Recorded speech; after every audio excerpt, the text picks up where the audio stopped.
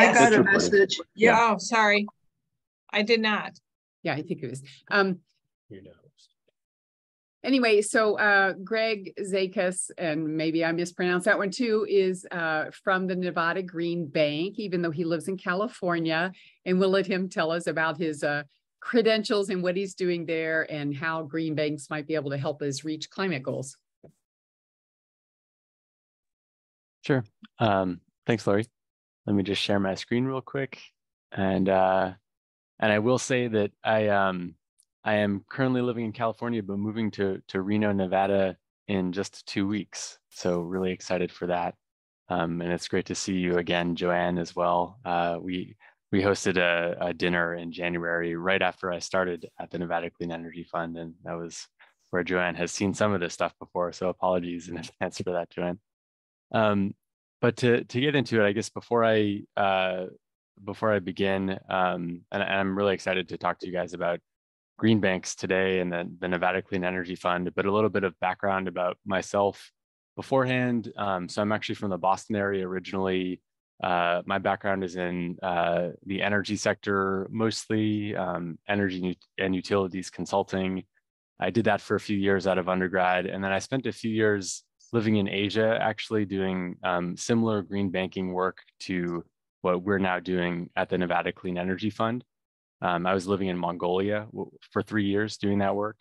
And then I came back to the US in 2020, just around the time of the pandemic, went to graduate school, finished that up in December and started at NCEF in January. So relatively new to Nevada and the Nevada Clean Energy Fund, but have been in the green banking space for a few years, and I'm excited to share that experience with you. So I'm going to break up today's talk into 2 parts. First off, just some background about green banks, what they are, where they've been implemented, how they function. And in the second part, I'll dive more into what we are doing at the Nevada Clean Energy Fund, which is a new nonprofit, relatively new nonprofit that is operating as Nevada's state green bank. I'll get into exactly what that means later on. So the Nevada Clean Energy Fund, or NCEF, is modeled after institutions called the green banks that have already been implemented in about a dozen US states. And I mentioned before that I had been doing this in Asia. So this model has been implemented globally as well, from the Green Investment Bank in the UK to other examples across the world. But in the US, the first examples were implemented in Connecticut with the Connecticut Green Bank, New York with the New York Green Bank, Michigan with Michigan Saves. And those were implemented about a decade ago to deploy American Recovery and Reinvestment Act dollars. And this map is actually already a little bit outdated. So in a number of these gray states, there are nascent green banks in the works. For example, in New Mexico and in Arizona, and I think in Minnesota as well. And in other states, you have entities that serve similar functions to green banks, providing some of the elements of the green bank solution, but maybe aren't so-called green banks, or don't fit the definition perfectly.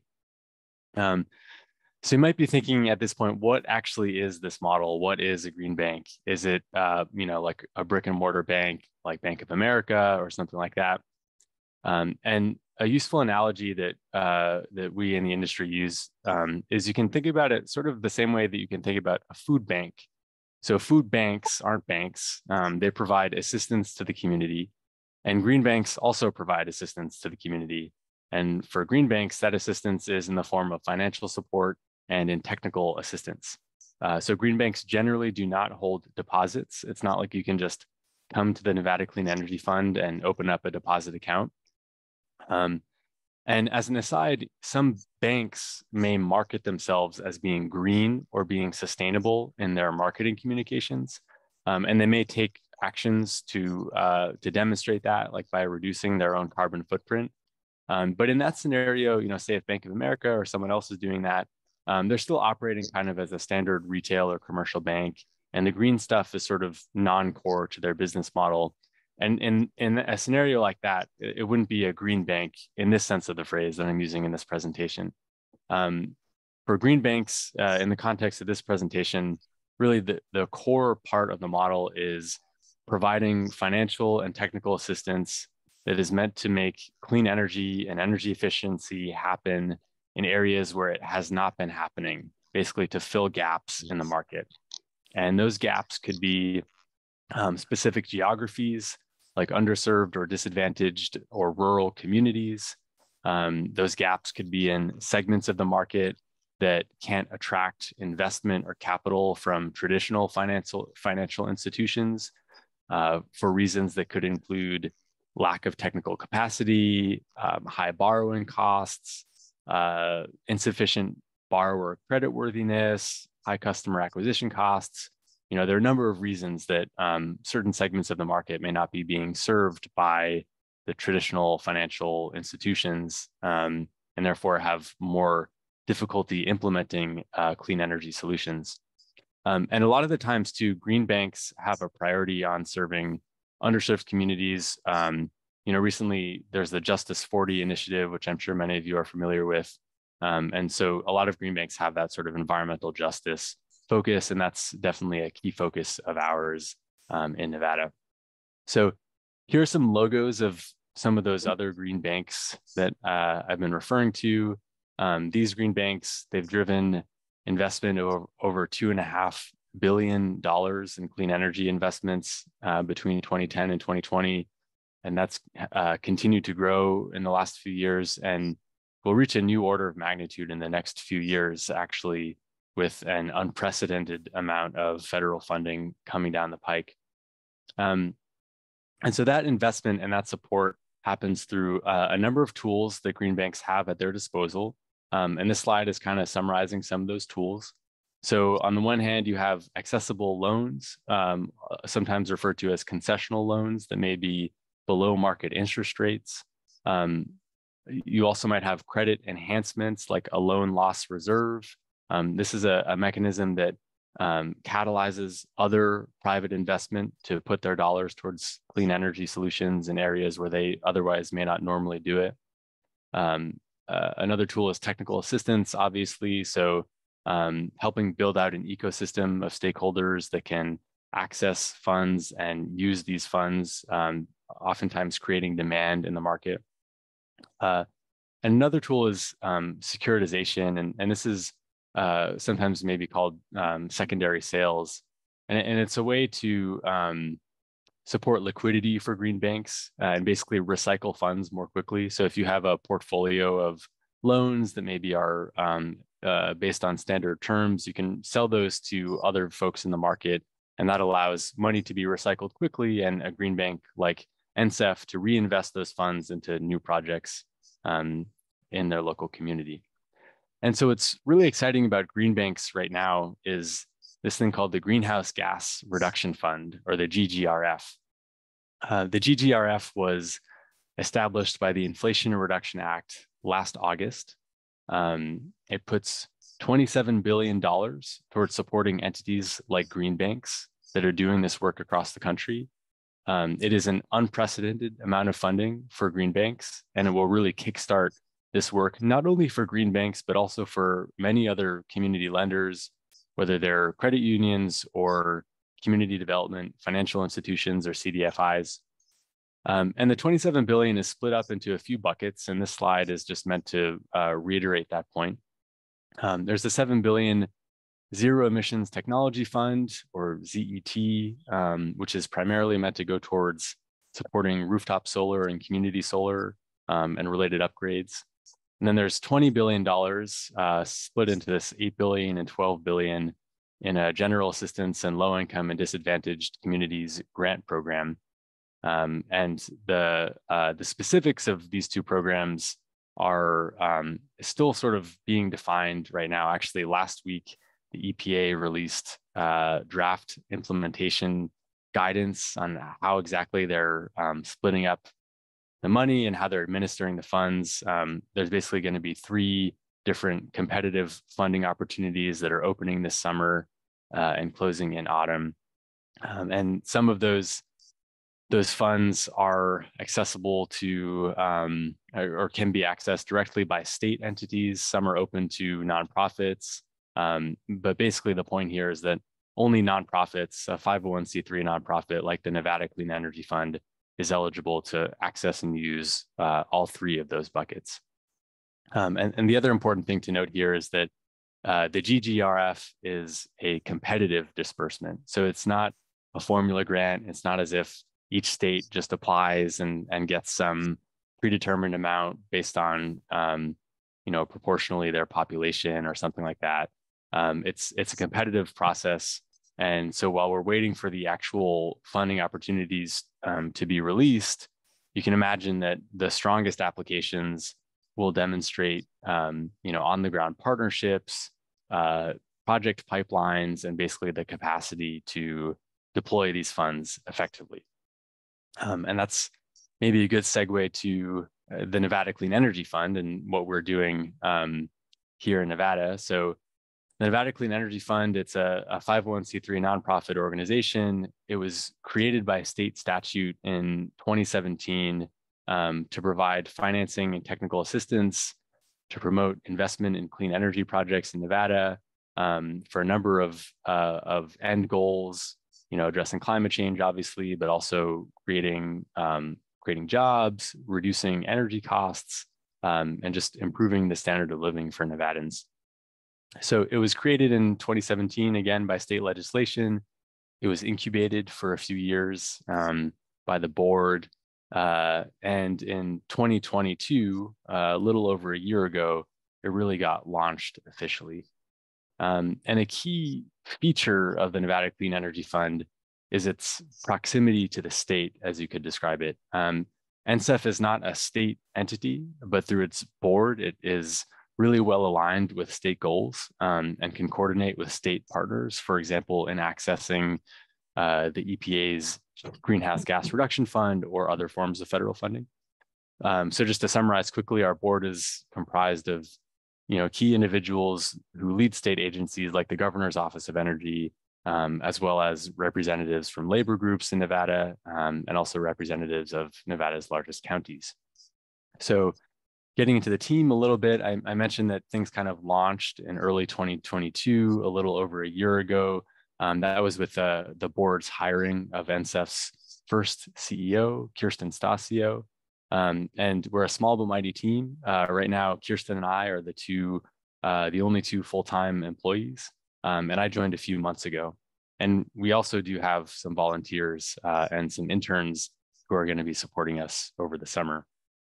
But really what we've been focused on and what Kirsten has been focused on in the last year is setting up our programs and developing a pipeline and a network so that we can apply to the EPA's greenhouse gas reduction funds and put those funds to use once those funds actually flow. And so we can do a lot with our programs. Excuse me. We could launch a financing program to enable residents of single family homes to invest in cleaner energy, whether that's through appliances or energy efficiency measures or weatherization measures. We could launch a clean energy lending program for multifamily housing and developers. We could launch programs to help schools or local businesses or nonprofits retrofit buildings or transition to clean vehicles. We can also do programs to build community scale solar or community scale solar and battery storage projects, especially in rural areas that may be facing dwindling hydroelectric resources in the region. And there's obviously opportunity and flexibility to implement other programs that we haven't even thought of yet, as long as they're aligned with the statute that established NSEF in 2017. And so to more effectively deploy the greenhouse gas reduction funds and other federal funds, we've been building partnerships over the last year and a half with a variety of different stakeholders. And that will also help us increase our competitiveness in the application itself, because as I mentioned, it's a competitive, the funding opportunities are competitive. So we've been building partnerships with state and local governments, with schools, with local lenders, like the Nevada Infrastructure Bank, the Affordable Housing Community. We're a member of the Nevada Housing Coalition. We've engaged with housing developers in the state and have developed educational programming, for example, on clean energy for the 2022 Nevada Housing Conference. We are also engaged with utilities in the state. So that includes NV Energy, which is the largest utility, and also Nevada's rural electric utilities. We're working with, for example, the Clark County Clean Cities Initiative with the city of Reno, Boulder City to develop programming around clean vehicle fleets for local businesses and other fleet owners to help them potentially transition to electric vehicles. And we're also obviously engaged with green banks in other states. And obviously I showed earlier on in this presentation a slide that had a lot of their logos, but there's something called the American Green Bank Consortium, which is affiliated with the Coalition for Green Capital. And we're obviously engaging with other partners through those means.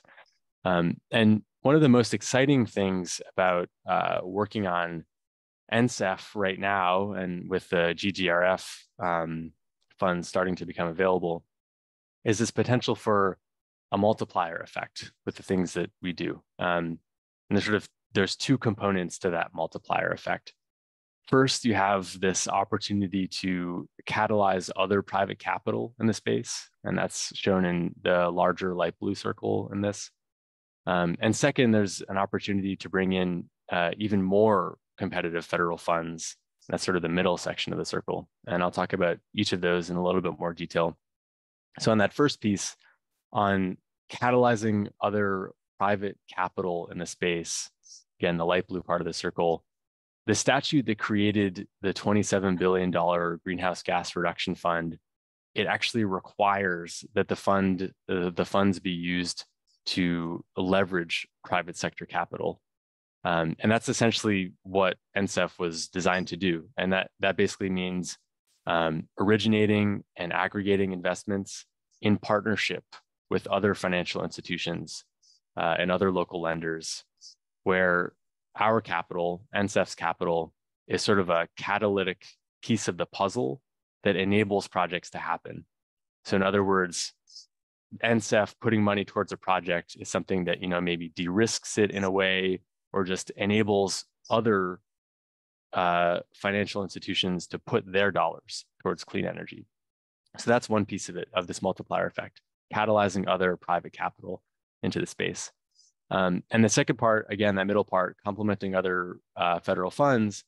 So the $27 billion, as I switch slides, it's only one part of an estimated $390 billion of clean energy funding in the Inflation Reduction Act that was passed in August last year. And to put that number into perspective, it's a really big number, as you can see on the chart here. It is a magnitude larger than the Infrastructure Investment and Jobs and the American Recovery and Reinvestment Act. And one of the significant things to know about this is that 70% of that $390 billion is going to come in the form of tax credits that are administered by the IRS. And that's shown in the green here on this pie chart. And so that basically means that if we want to bring Nevada's fair share of that $390 billion into the state, we need to be able to have a pipeline of projects that are eligible for those tax credits. Those projects would be, solar projects, wind projects, hydrogen projects, energy storage projects, and others. And you can see the types of different tax credits that are on this pie chart.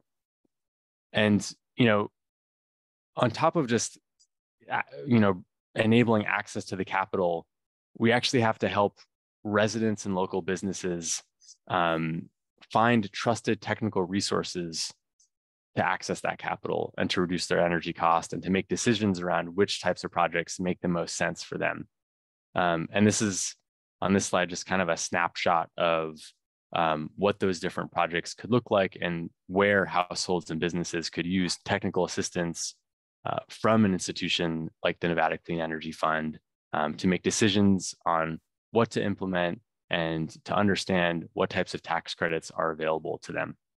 So, it could range from everything from weatherization tax credits to electric vehicles to heat pumps, hot water heaters. There's a lot of things here that are enabled by these tax credits.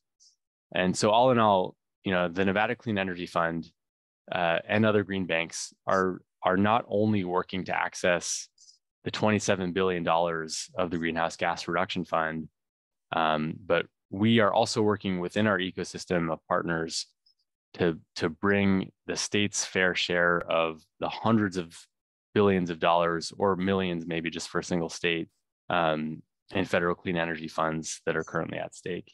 And obviously the same can be said of other green banks across the US. And that's all I have for you today. I apologize if I went through that a little bit quickly, but I'm happy to take questions and to dive deeper into any parts of it if any of it struck a chord with any of you.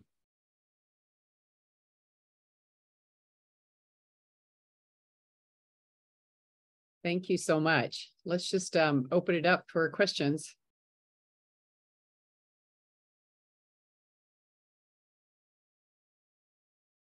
So I have a question, just on that last slide where you're talking about the different types of tax credits. I'm still not clear on what this nonprofit bank's role will be, since the people who are installing, these technologies will then receive a tax credit. Is it to give them upfront capital so that they can pay for it to begin with and then later receive the tax credit? Could you maybe repeat your question just so I understand it fully? I'm just wondering what I'm not clear what the green bank's role is on these tax credits. Sure, yeah. Yeah, so you could see probably two pieces of that. One is, I think what you mentioned is sort of bridge financing to enable people to, because a lot of times the tax credits don't come until after something has been implemented. So especially in the case of larger projects where the person installing the measures may not actually have the funds, they expect to be repaid by the tax credits, but they may not have those funds initially. That's something where we could step in and provide bridge financing for that. But also it's sort of a matter of understanding what tax credits are actually available and relevant to whatever project a business may want to do. And not only that, but also accessing the bonuses associated with those tax credits. The Inflation Reduction Act introduced a number of different bonuses, from a 10% bonus for being sited in an energy community, or another bonus for being placed on a low-income housing project. There are a number of different bonuses, and helping people understand which ones they may be eligible for, and ensuring that they can actually access and monetize those tax credits is something that we would be able to help people with. And I guess maybe the final point too is the Inflation Reduction Act opened up this mechanism called direct payment for tax credits. So rather than having to monetize tax credits through like a tax equity partner, which you typically saw for larger like utility scale solar and wind projects, there could be an opportunity for nonprofits or municipalities to directly access tax credits as a direct payment. And so helping them understand, what options are available and to ensure that they can actually do that correctly and efficiently. That's an area where NSEF strives to provide technical assistance. Thank you. So Greg, normally, disregarding the IRA, the green banks, you are convincing investors to invest in these people that want to do things, right? So you're convincing rich people or banks or something else to have capital, or else raising capital that somebody just gives you. Is that correct? It's convincing or catalyzing. Yeah, it's sort of all the same. The idea is that, especially for a lot of these underserved communities, the households or the projects may not meet sort of the typical like creditworthiness standards that are required by other banking institutions. And so with a green bank, you have maybe a little bit more flexibility to design, for example, underwriting criteria that aren't based on credit scores, that are more so based on like ability to repay. And there's been a lot of success with that in terms of opening up more access to clean energy measures for example, low-income households that don't meet those typical credit standards. So to summarize what you just said, it's sort of de-risking projects or households or businesses in a lot of senses that make it, other financial institutions more comfortable participating in those projects.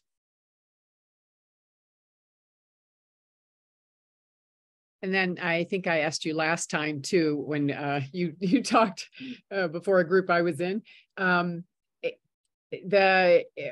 Statistically across the nation, the repayment rate is actually really good for these loans, right?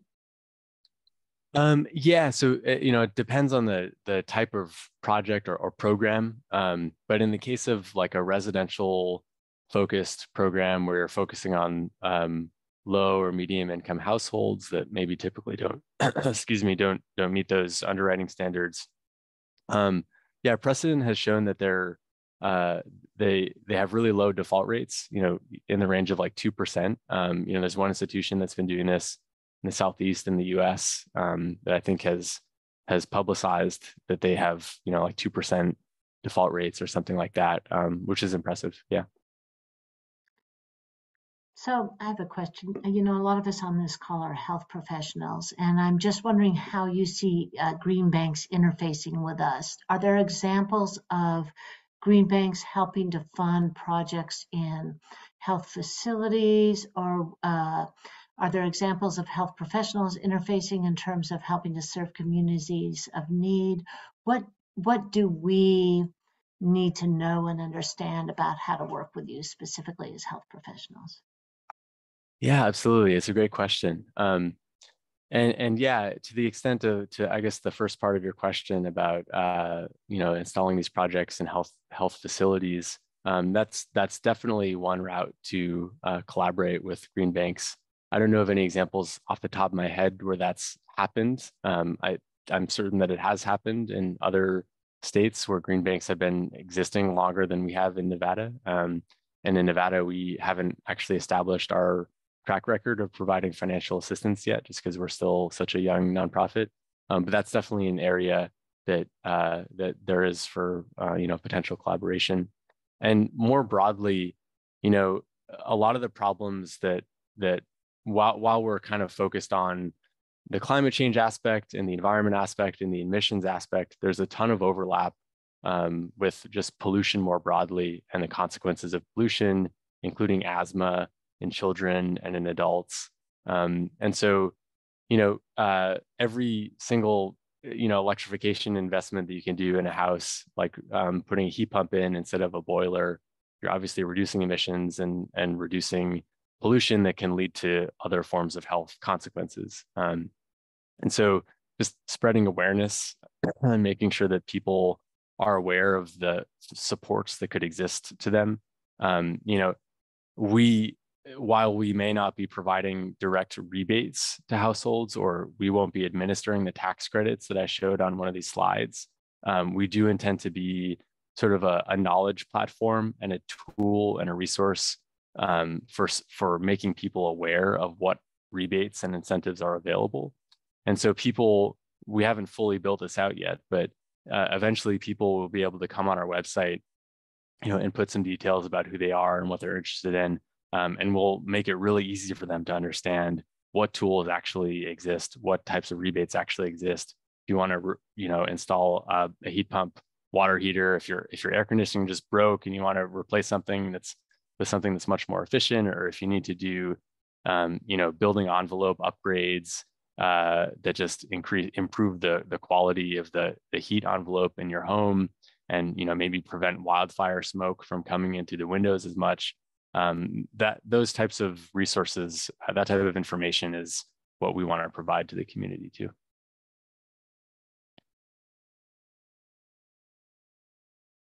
You mentioned grants for nonprofits that aren't quite available yet. I know I'd asked Kristen about this because my county medical society has a perfect roof and they want to install solar, but they need, I think, to participate in some incentives. So when will those grants be ready for prime time and available for taking? Yeah, so there are a lot of opportunities that are actually already posted associated with the Inflation Reduction Act. So the EPA and the Department of Energy, they've put out funding opportunity announcements or FOAs in a lot of different areas. So some of them are already open to nonprofits, and in some cases, NSF, we're sort of providing technical assistance to help people understand the requirements of the applications that they can then apply to the DOE or to the EPA, for example. But as far as the financial supports that NSF itself provides, through concessional loans or maybe technical assistance grants or bridge loans for tax credits is something that we talked about. That we probably won't be able to do those at scale until we have some sort of large scale capitalization, which we're targeting to do through the Greenhouse Gas Reduction Fund. And those funds, we don't expect them to flow until probably early 2024, the earliest. But until then, we are trying to access some capitalization funds to help us do smaller one-off programs. For example, actually potentially launching a residential home energy upgrade loan program over the next few months. That's something that we're looking into.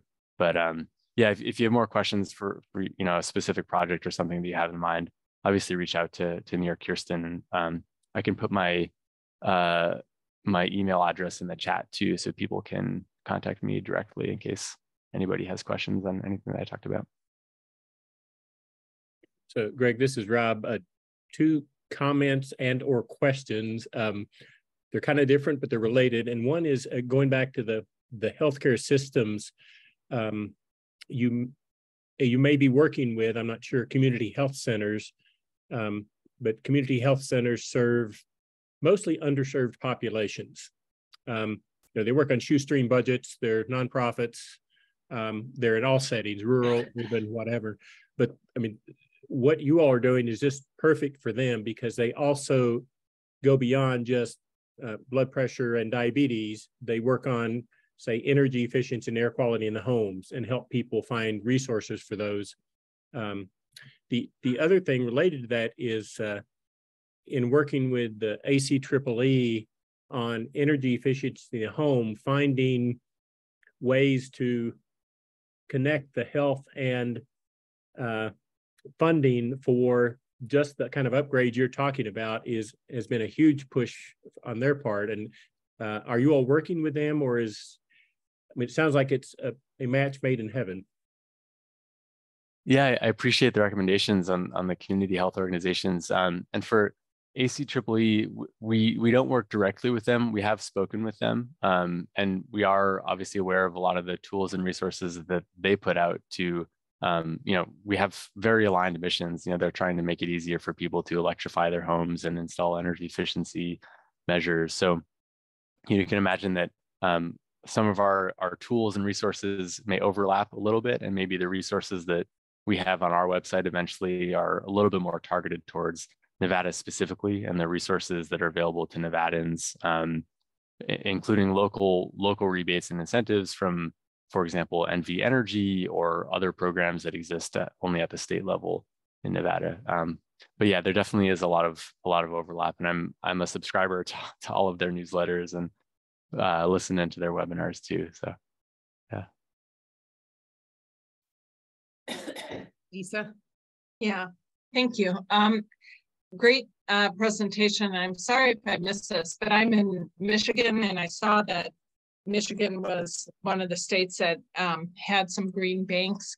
And like Rob, we're hoping to work with some of the, underserved communities, especially as they're building out resilience hubs and wellness centers and community health and that sort of thing. So I would think that they might qualify for some of this based on what you're saying. And it sounds like I should be reaching out to people in Michigan probably. Do you know if there's any banks in Michigan that are doing what you're doing, which I think is incredible, helping, people figure out whether they're, qualified for these loans or these tax credits and how to access them?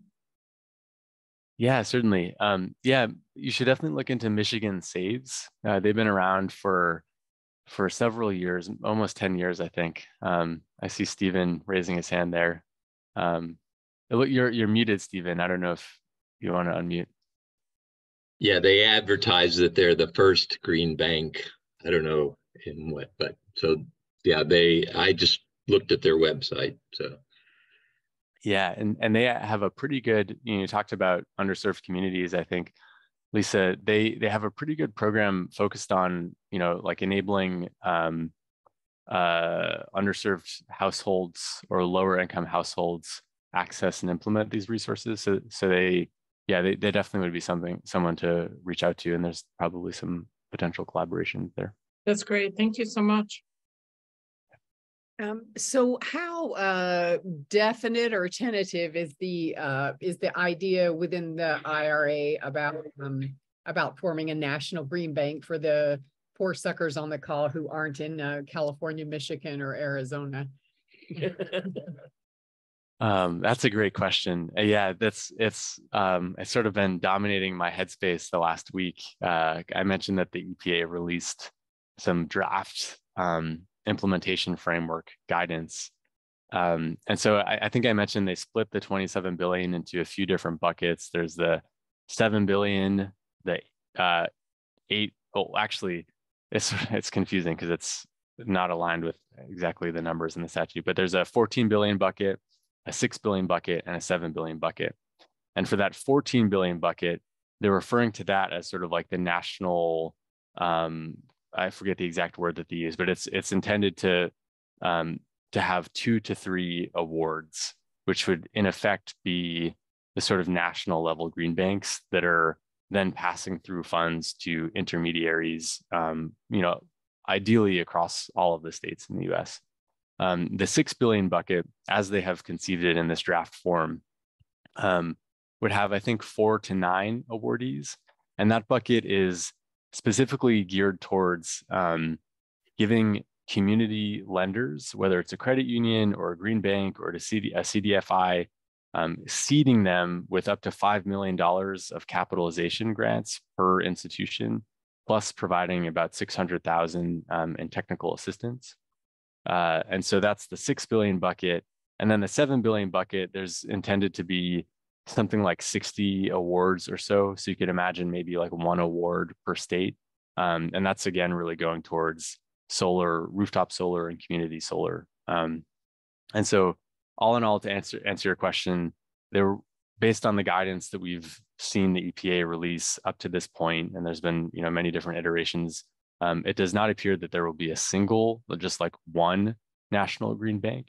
There will probably be at least 2, maybe 3 entities that are serving different regions of the US, maybe different coalitions that are then giving subawards to their coalition members to do this type of work.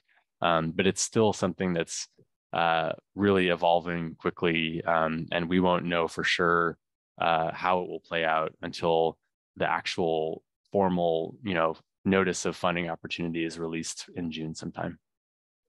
So then could you have a really progressive, like especially an independent bank, like an independent credit union in Montana? Could they decide to act as a green bank and basically do something similar? Yeah, so the tools that I've talked about here are definitely not limited. There's no gatekeeping to check that you're a green bank before you use these tools. So to the extent that a credit union wants to get more involved in clean energy lending, that definitely is something that they can do. And in Nevada, we've taken the stance, and other green banks are taking the stance too, that we really want to build the capacity of other lenders in the community. And so we're trying to work with the other CDFIs in Nevada to help build their clean energy lending capacity to enable them to do more of this, whether that's just like understanding the technical project criteria, just understanding the technologies better, or whether it's understanding, what other green banks have done with their underwriting standards that enable this to happen. So yeah, if there's a credit union that is able to access that second bucket that I mentioned, the $5 billion in capitalization grants, then there could definitely be an opportunity for them to implement it in the same, with the same intent or with the same tools that the Nevada Clean Energy Fund is doing or other green banks are doing. And so do you have any idea, would something like that have to be, I mean, you're in a super unique position where the legislature, whatever, commissioned an NGO to be formed, but in states where we have, again, the poor suckers with the unbelievable legislatures, I mean, it sounds like a bank could just do that. It wouldn't have to have like permission from some sort of state finance office, or? No, I think that's accurate. Really, it just comes down to the capacity and the willingness of the bank to implement these tools and programs. Yeah, it it doesn't necessarily require some special permission from the state to be able to do these things. There probably is a question of scale. $5 million. Just hypothetically, if we're talking about that second bucket of the GGRF, $5 million, wouldn't enable you to do a ton in terms of, like commercial retrofits or, installing tons of electric vehicle charging stations. So it may be a little bit limited in terms of the scope or the scale that they could accomplish. And expanding that maybe would require access to additional funds, whether that's through public dollars or private dollars. There's probably many options there. But yeah, it really comes down to just building the capacity of the institution to do those things. And if they're interested in doing those things, then there are opportunities for them to engage with green banks and to understand sort of what exactly it would take for them to start implementing, financial assistance like that.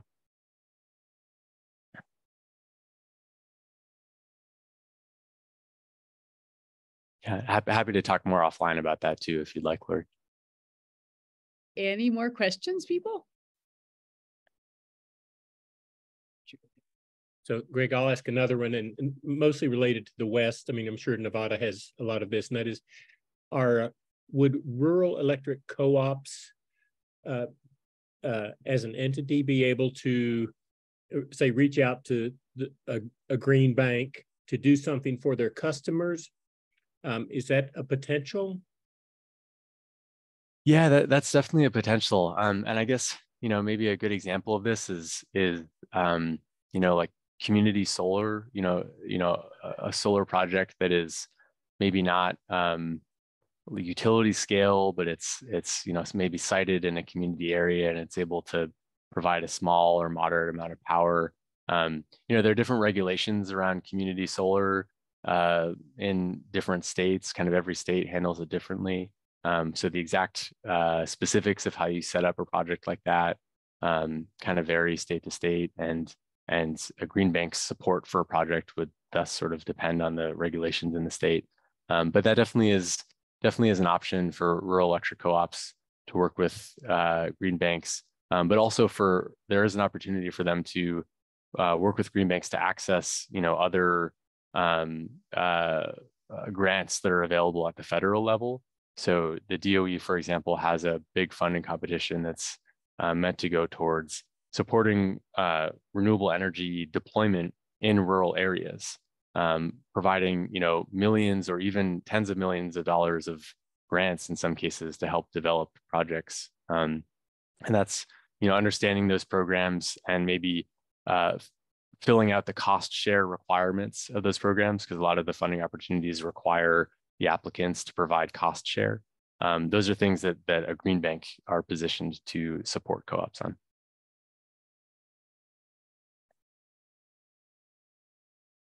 Thank you.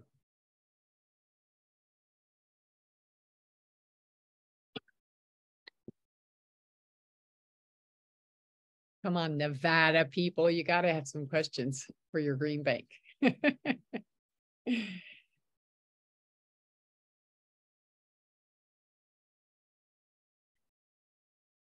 It's really exciting. There's a lot of things happening in the state and a lot of energy around renewables. And so really appreciate Greg coming to talk to us. Yeah, this was terrific, Greg. And we appreciate your time and energy and expertise. Thanks for the great questions, and thanks for listening. And again, feel free to reach out. I put my email address in the chat. Okay. And I think a lot of people will watch this later on. So you'll have a wider range of people. So thank you very much. And if anybody's going to DC and they want to table with me, please let me know. And if you don't want to go, if you don't want to table, let me know. I mean, don't feel any pressure because we don't have to table.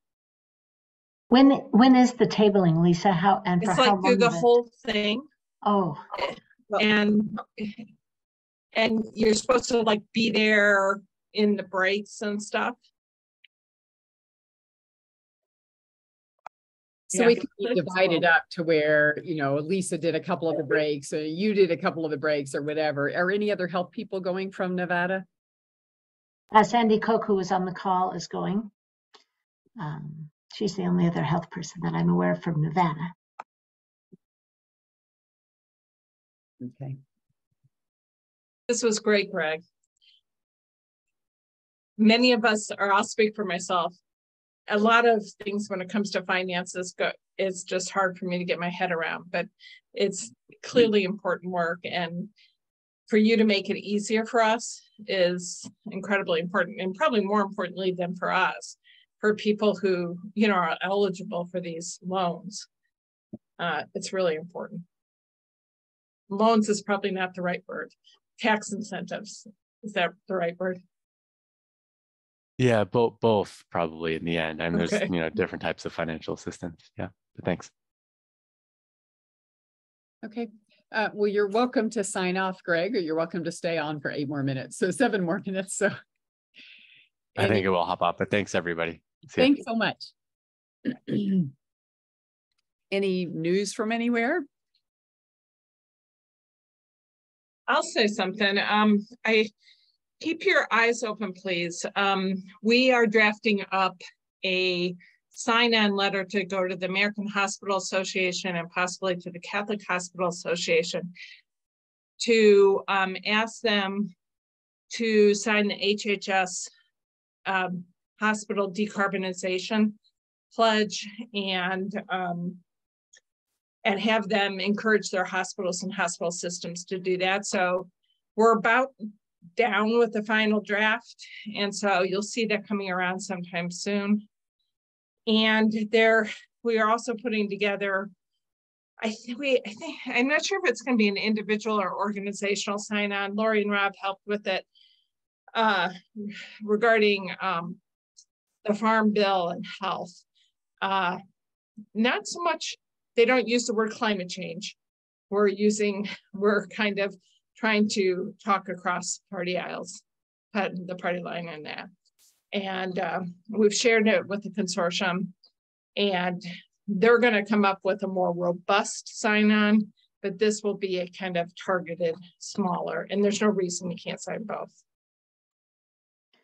I have 2 questions about the HHS climate pledge. The first one is specific, and that's, Robin, I know that you're from California. Do you know if anybody there has been in conversation with Dignity Health Systems about this? Because they're in this California, Nevada, and Arizona. Laura, there's someone, and Lisa, there's someone in our group here who works with Dignity. I'm blanking on her name.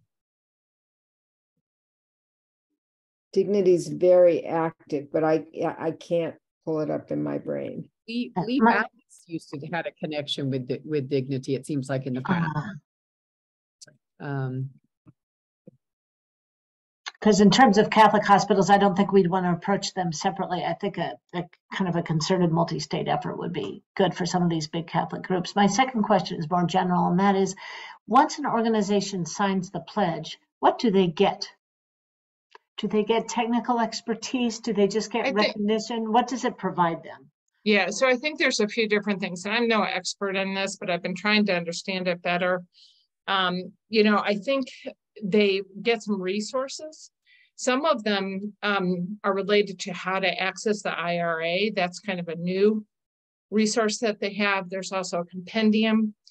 And then I don't know if there's any regular meetings. There are webinars that they also make available to them.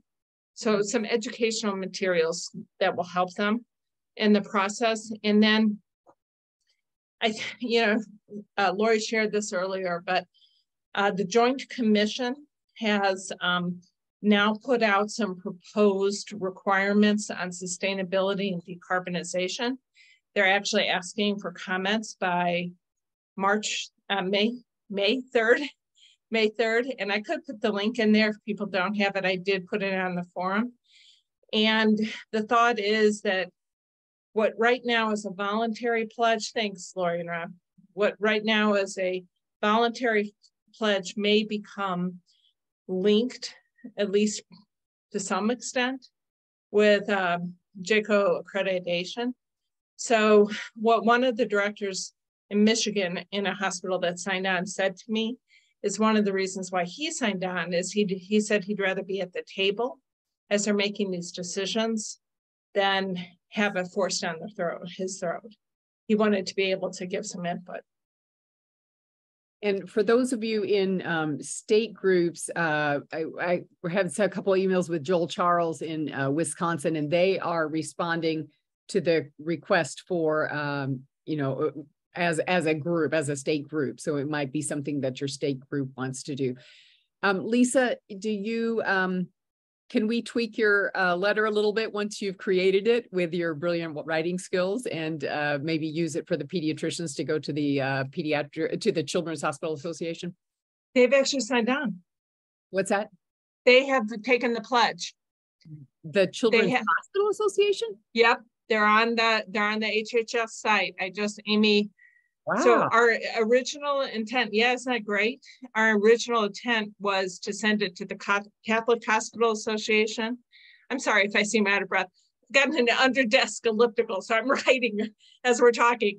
The Catholic Hospital Association, the American Hospital Association, and the Children's Hospital Association. So we were going to have one sign-on for each of the letters, but now we don't have to do the Children's Hospital Association because pediatricians are always out ahead and children's hospitals are always out ahead. That's amazing. Do you have the link that I just put in there? Is there a link from there to show which hospitals or associations have signed on, or is there another place to find that? This is the one. Is this what you just put in there? I think, let me see. I think this one has it. It might have been what you put in there. Okay, everyone. Yeah. There we go. Yeah, no, it is. And then if you, and maybe that's not the most up-to-date one. I don't know if I just stole that from you and that's the reason why I have it up there. Yeah, there it is. If you Control F on there, White House signatories as of April 12th, 2023, Children's Hospital Association or Children's, Yeah, I don't see the Children's Hospital Association, but I trust you.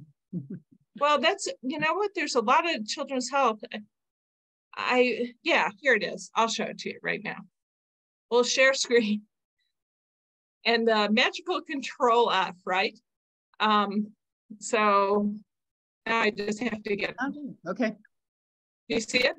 Mm-hmm. And they just signed on, I think, Lori, because you guys are like, I can't see past you. They're right here. I did not realize they were on, and then Amy Collins just emailed me today about that. So. Right. Okay. Can I ask a question real quick? Lisa, you said you put in the chat the link to the HHS request for input into a potential JCO request, the Joint Commission request. Could you put that back in there again? I joined the call late. Sure, and I actually did not put that in. I put it in, but I do have it right here. I put it in a forum post, okay. But here it is in the chat, and you have to scroll down to the bottom, and there's like a survey there. Okay. And, you know, I think it's great if the CCAs sign on. I have felt like I didn't have the background to be able to do that. Have you done it yet, Rob and Lori? Do you feel comfortable? Did you feel comfortable doing it? I'm working with a staffer at AAP to do a response from AAP. I see. Yeah, a friend of mine that's super big and of ours that's super big in sustainability says that she thinks this JACO thing is an absolute game changer. I You would know, believe I think that. it is too. And, I think that the second they start saying it's linked to Medicare payment, we got to do something. Right. No one's going to back away from that. So Yeah. Yeah. And so you can get it to directors of sustainability. I'm sorry, Lori. Yeah, no, but and CMS requested, had an input session last year, and they're also looking at having requirements. So between the two of them, that's. And when I asked that question there was a OCHA, Office of Climate Health and Equity person at a meeting that I went to, a conference, and I asked her specifically about that. She said she didn't have anything specific she could respond, but she thought it was highly likely or something to that effect, that they would start linking it either to accreditation or CMS reimbursement.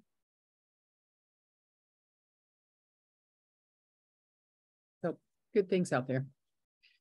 Yeah. Well, we should close. We don't have a speaker set up for next month, but my plan was to ask Lisa, because she has done a ton of presentations on En-ROADS and she's very good at it. And I think we need to take advantage of her expertise if she's willing.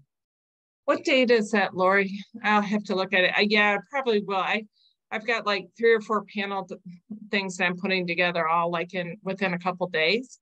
And I think it's all about that same time. And I'm traveling. Yeah, it's 22.